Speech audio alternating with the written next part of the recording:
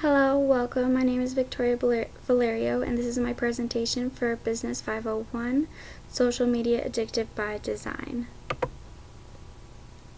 My presentation will be going over what social media is, how the brain engages while using social media, the pros and cons of it, marketers, how they use it ethically or unethically, policies already in place, and I will have a conclusion. So what is social media? Social media is a social networking site that is online that allows people to create a personal profile and share and build connections through that.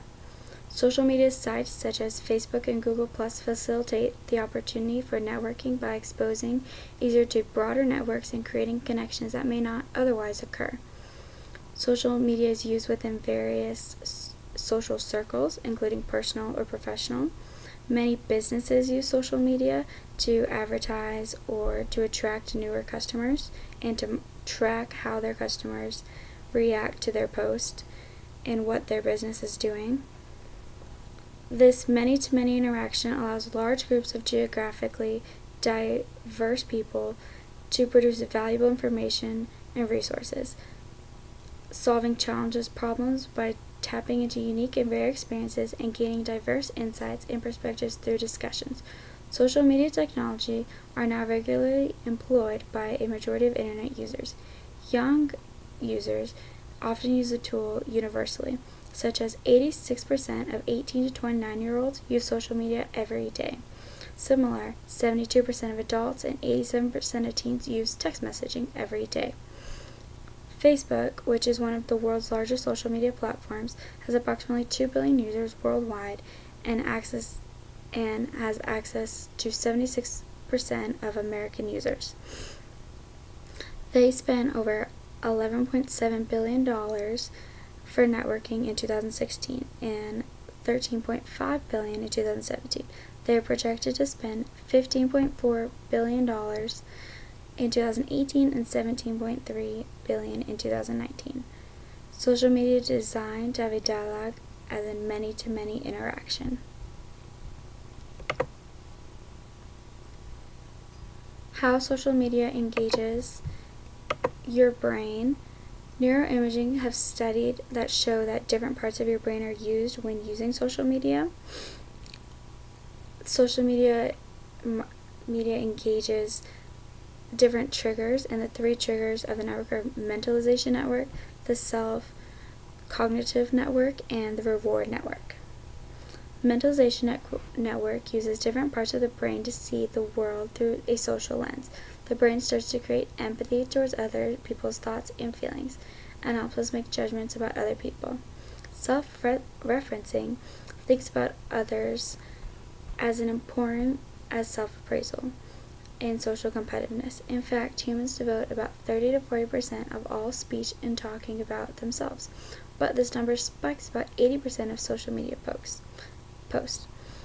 The fact that social media particularly triggers this survival instinct could trigger its compulsivity, which means that people are posting only about themselves, which creates a very self-involved and egocentric world and platform. The reward network is possibly the most important neurological reason or compulsive use of social media networking among adolescents and teens. Teens are exaggeratedly active in the part of the brain in which associates reward.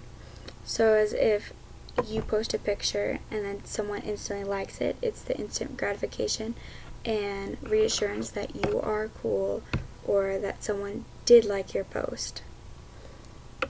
For adolescents and teenagers, there is a neuroscience of social media overuse that can be dangerous. The adolescent's brain is a work in progress, and neuroscientists have found that a prefrontal cortex, the area of decision-making and social interaction, is still growing during adolescence, which this negative impact of social media could affect how individuals see themselves or how they relate to other human beings.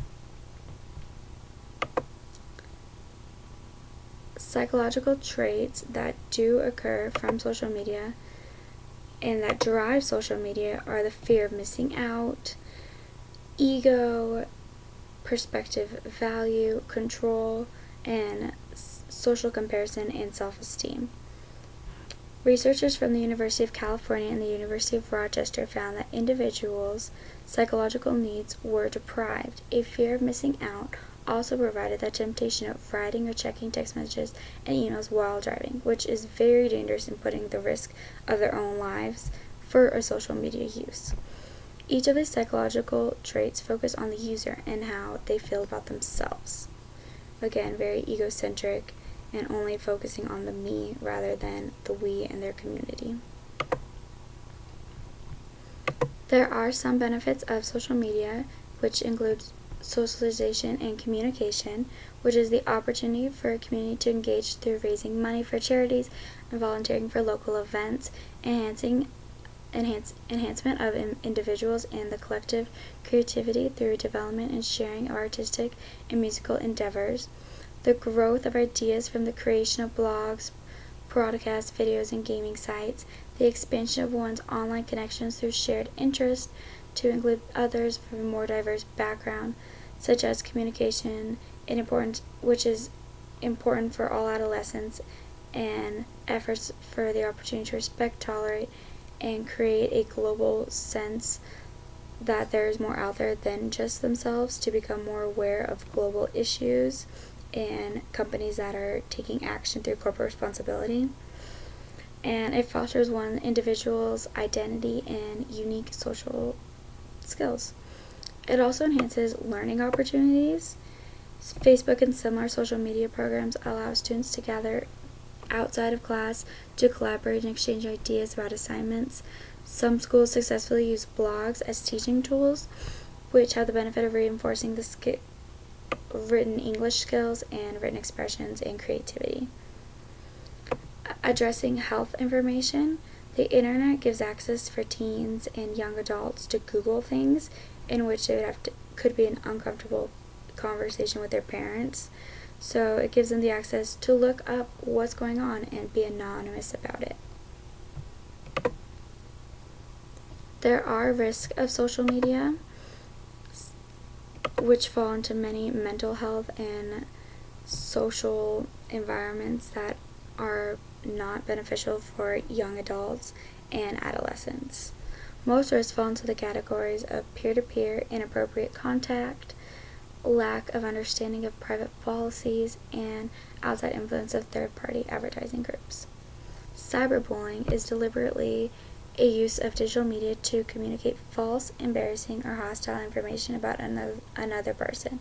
It is most commonly online risk for teens, as in a peer-to-peer risk. Sexting, as defined as sending explicit messages, photographs, or images via cell phone, computer, or other social media sites, such as Snapchat would be the biggest. This could lead to children communicating with a predator or leading themselves into an unsafe environment or situation. Facebook depression is defined as a depression that develops when preteens or teens spend a great time on social media sites. It is a new phenomenon in which teens are viewing their self-worth based off of what other people think, such as how many likes they're getting on each post and why one like got more likes than another. It can really mess with the mental capacity of how a teen views themselves or wants other people to view them. And then the main risks to pre-adolescents and adolescents online today are the risk of each other, the risk of improper use of technology, the lack of privacy, sharing too much information, or posting false information about themselves, which not only is tracked, but jobs look at people's social media sites and could have potential negative effects in their future because of choices they made as an adolescent. Other risks include psychological disorders, depressive symptoms, anxiety, low self-esteem. Since social networks are a relatively new phenomenon, many questions regarding their potential impacts on mental health are still unanswered. It is such a new technology and way of life that everyone is still adjusting to, that we do not know the long-term effects of what social media will do. There have already been many teen killings posted on Facebook or suicide posts, and it's a way we as a country need to address how we approach that and how we legally allow underage students and teenagers to use social media and how to use it properly. It is also shown that spending more time online decreases the communication with family members and friends, which leads to more depression and more loneliness and feeling isolated. It also creates a narcissistic behavior because social media is all about me, rather than the community and how I could help other people. It is more focused on how other people's opinions are on myself. One of the possible explanations regarding the negative relationship between Facebook and self-esteem is that social media platforms are so self-presentating that is the principle of Active, and it is promoting all this narcissistic and me behavior. So marketers do use different social medias to advertise and to track how customers use their sites. They use it in different ways in which they can see how many likes they're getting, which products people are liking better, how much interaction and comments they're getting, how many retweets are seen, and how many Snapchat filters are viewed.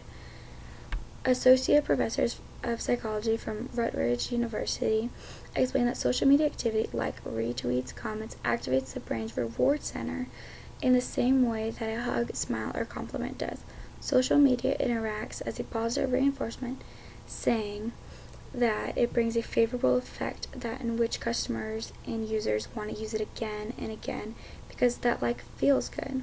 It feels great for someone to have that attention, and you are getting an instant gratification from posting something and someone instantly liking it, which I believe is very dangerous because it is creating a very egocentric and shallow world where you're not creating real connections, you're creating online connections, which are not the same and have shown to have negative side effects on teenagers and people within the social media realm.